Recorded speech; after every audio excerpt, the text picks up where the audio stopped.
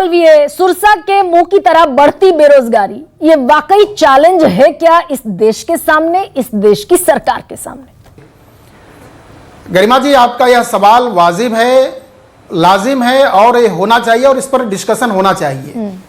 वास्तव में इस देश ने जिन संघर्षों को देखा है, जिन गरीबियों से निकला है, तो ये बहुत भारत की आज़ादी के साथ विश्व के तमाम देश उसी के आसपास स्वतंत्र हुए थे। वो सारे देश विकसित देश हो गए, लेकिन भारत आज भी विकासशील है। तो इसके पीछे कौन है? सवाल तो बहुत गंभीर है। तो आखिर वो क्या कारण रही होगी? तो मुझे ऐसा लगता है कि 10 वर्ष, जो आपके इंट्रो में बात आई, मोदी सरकार आम जन के सपनों को साकार करने और आम जन के सपनों में पंख लगाने का काम की है 10 वर्ष में। चाहे मोदी सरकार का वह क्षेत्र कृषि का हो, उद्योग का हो, रोजगार का हो, आवास का हो, सड़क निर्माण का हो, यातायात का हो, एयरपोर्ट का हो, एम्स का हो, मेट्रो का हो, सभी क्षेत्रों में तो जो स्टार्टअप इंडिया है, और इस तरह के आंकड़े के हिसाब से हम बात करें तो लंबी बात हो जाएगी। मुझे ऐसा लगता है 10 वर्ष बिना रुके, बिना सोचे, बिना विश्राम के लगातार रोजगार और सबके रोजगार के लिए काम किया। एक बात। दूसरी बात जो महत्वपूर्ण है कि रोजगार की एक क्राइटेरिया होती है, सरकारी नौकरियों की एक क्राइटेरिया होती है, जो आंकड़े बता रहे हैं। तो लगभग भारत में हम ज्यादा से ज्यादा सरकारी नौकरियां दे सकते हैं। कोई भी सरकार आएगी, कोई भी सरकार, तो उसकी एक सीमा है, वो 2 करोड़ से ज्यादा ऊपर नहीं जा पाएगी। ऐसे में सबका हाथ का स्वावलंबन होना जरूरी है। तमाम अर्थशास्त्री हैं, हमारे बंधु मित्र हैं, इस बात को समझते हैं और बताते हैं। भारत में कोई भी देश विकसित कैसे हुआ? इसलिए विकसित देश हो गया कि वहां की जनता ने, वहां के जनमानस ने स्वयं के रोजगार को खड़ा किया, और उसी दिशा में भारत स्टार्टअप इंडिया के साथ बहुत तेज गति से बढ़ा और बढ़ रहा है। बावजूद सौरभ मालवीय, लंबे इसके बावजूद CMIE की जो ताजा रिपोर्ट, चल हो जा शुरू। केसरिया से मन जोगी हुआ रे, दिल झूमे देखो पतवारा हुआ रे, दिल झूमे देखो पतवारा हुआ रे। हर पल मनाओ केसरी त्योहार। विमल, बोलो जुबान केसरी। वो ये कहती है कि हमारे देश में लेबर फोर्स पार्टिसिपेशन मात्र 40% है। यानी कि टोटल लेबर फोर्स जो है, जो वर्किंग ग्रुप एज है 15 साल से ऊपर के, वो लोग जो काम कर सकते हैं, काम ढूंढ रहे हैं, काम करना चाहते हैं, वो लेबर फोर्स पार्टिसिपेशन रेट अपने देश में मात्र 40% है। यानी कि 140 करोड़ के 44 करोड़ के देश में अगर मैं मान लूं कि वर्किंग ग्रुप एज 111 करोड़ है, तो उसमें से 70 करोड़ बेरोजगार हैं। बेरोजगार शब्द तो ठीक नहीं है, वो आंकड़ा, उस आंकड़े की सत्यता क्या है हम भी सुन रहे हैं, और वो विशेषज्ञ उसके बारे में अपनी मत रखें, बात रखें। लेकिन सरकार की मंशा क्या होती है कि देश को गति देना, आर्थिक रूप से मजबूती देना, उस दिशा में लगातार मोदी सरकार ने 10 वर्ष काम किया। ये सच्चाई है और ये दिखता भी है। तभी तो आज भारत में हमारे पास लगभग 1,50,000 किमी के हिसाब से सड़क का निर्माण है। नहीं सौरभ मालवीय, मैं सीधा सवाल, मैं तो सीधे पूछ रही हूँ, अगर ये हुआ होता, नहीं मैं बड़े सम्मान के साथ, और मुझे बताइए अगर मैं कहीं गलत हूं तो करेक्ट कीजिएगा पूरे अधिकार के साथ। सौरभ मालवीय, अगर ये इतनी संजीदगी से काम हुआ होता तो हरियाणा में 13,000 वैकेंसी निकलती है, उसके लिए लाखों लोग अप्लाई करते हैं। उत्तर प्रदेश में 60,000 वैकेंसी निकलती है, 48 लाख लोग अप्लाई करते हैं। बिहार में BPSC की परीक्षा होती है, पूरा भारत दिख जाता है। पूरा भारत बिहार के पटना के रेलवे स्टेशन पर, लॉजेस में, होटल्स में, बस स्टैंड पर, पार्क में नजर आता है, अगर इतनी संजीदगी से काम हुआ है तो।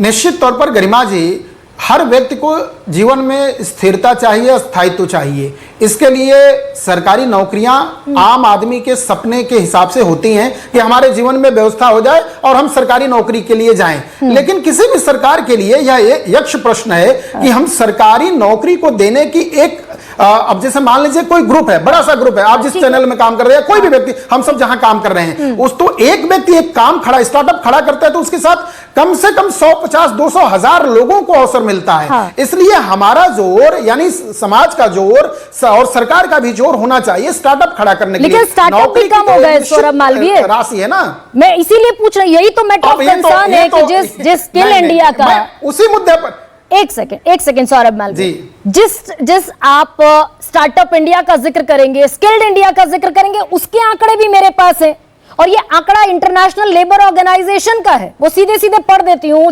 2000 में स्वरोजगार करने वाले 50% लोग थे, 2022 में घटकर 47% रह गए, जिस प्रोग्राम को सबसे बड़ा फ्लैगशिप प्रोग्राम माना गया।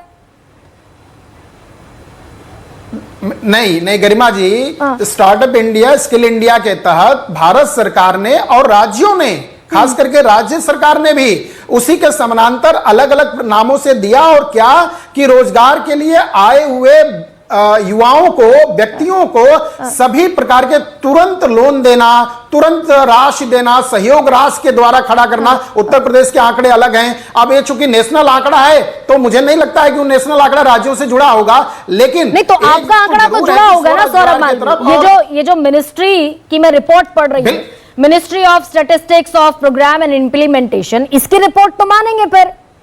इसकी रिपोर्ट के मुताबिक तो जिस स्टार्टअप इंडिया की आप बात कर रहे हैं, बिल्कुल बिल्कुल, उसमें भी पूरा देश 7 साल में 54 लाख नौकरियां चली गई। गरिमा जी, इस रिपोर्ट के इसमें जोड़ लीजिए, हाँ। इस रिपोर्ट के इसमें जोड़ लीजिए कि आज विश्व में भारत 5वीं अर्थव्यवस्था की शक्ति के रूप में उभर के आया है। आने वाले 20 साल में इसी गति से बढ़ते हुए हम विश्व के तीसरी अर्थव्यवस्था होने जा रहे हैं। इसका मतलब कि हमारा रोजगार की दिशा में और स्वावलंबन की दिशा में तेज गति से भारत काम कर रहा है। आज पूरी दुनिया भारत की तरफ देख रही है, सारे लोग इन्वेस्ट कर रहे हैं और आ रहे हैं। आज भारत एक विश्व मार्केट बना हुआ है, हम जा भी रहे हैं और हम बुला भी रहे हैं। इसका मतलब कि भारत आज दौड़ रहा है, अर्थव्यवस्था सौरभ सुनिए ना, सौरभ सुनिए, ये कहने में बड़ा अच्छा लगता है भाई। वित्त मंत्री जब इंटरिम बजट अपना पेश कर रही थी अभी 2024 में, तो सुनने में बड़ा अच्छा लगता है startup India, skilled India.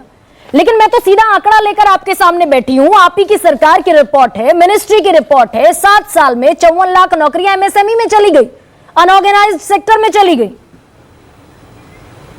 18 lakh unit बंद हो गई। उसी आंकड़े के नहीं, मेरी आवाज आ रही है आपको? हाँ।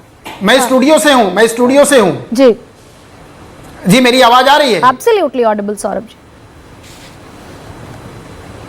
मेरी आवाज आ रही है? मैं स्टूडियो से हूं, मुकम्मल तौर पर आ रही है, एकदम मुकम्मल। कहिए अपनी बात।